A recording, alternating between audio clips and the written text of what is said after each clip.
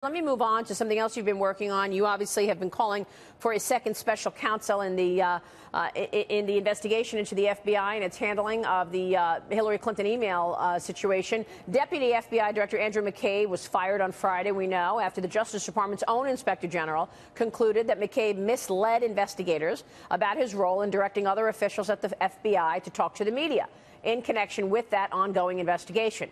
McCabe shot back in a statement on Saturday, and here's what he said on Saturday morning. Senator, I got to get your take about this. He said, as deputy director, I was only one of a few people who had the authority to do that, to talk to a reporter.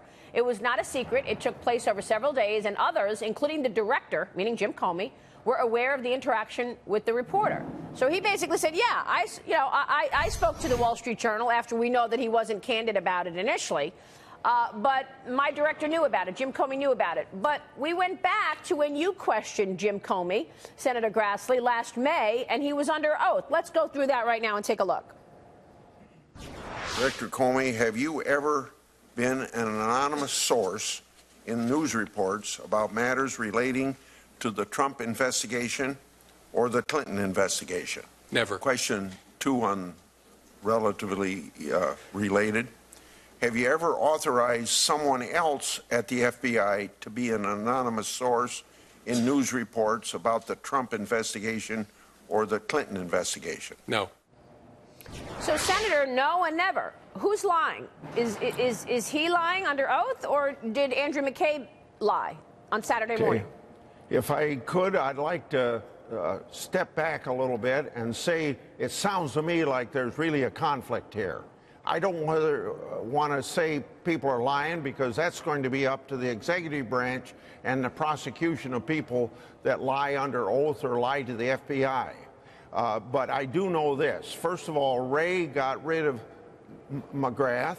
Also, the Inspector General gave some information to the Office of Professional Responsibility, and both the IG and the Office of Professional Responsibility are very basically non-political people. Like, for instance, the latter has been in that position for 12 years under 2 administrations now. So I think you have to go back to the confidence that we have in those people being non-political to make these judgments, and we better wait until we get the Inspector General's report before I can say people are lying. So the Inspector General report, you're expecting that in April? Yes.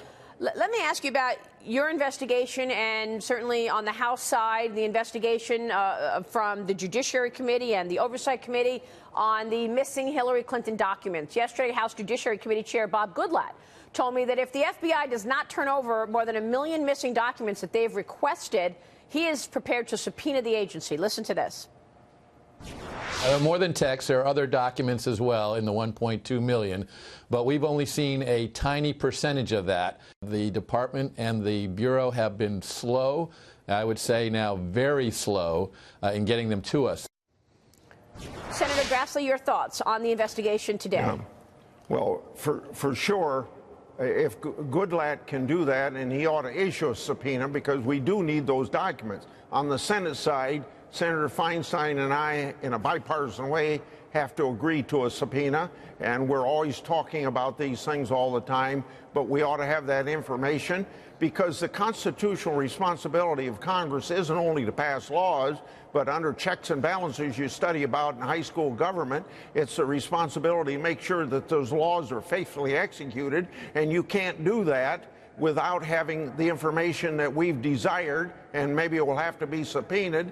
And for sure, particularly in the FBI and the Justice Department, there should be no political interference whatsoever. So if there's political interference, let's say in Trump, in regard to Russia, or Trump and anything else, then it's perfectly legitimate to look into it in the previous administration. Political interference under Republican or Democrat in the Justice Department is just plain wrong. Yeah, Senator, you've been calling for a second special counsel to investigate what's going on at the FBI. Can you tell us what's happening in plain English? I mean, Attorney General General Jeff Sessions is facing pressure to investigate these allegations of abuse by the Department of Justice and the FBI ahead of the FISA court. Senator Grassley and yourself sent a letter to Sessions pushing for the special second counsel to gather the facts. What do we know so far? Well, we know that there's been people that have interacted both with the Clinton administration, in particular the Clinton emails, as well as being involved in investigations within the Trump-Russia situation. And we know that several people have been removed from the Mueller investigation or from various positions within the FBI.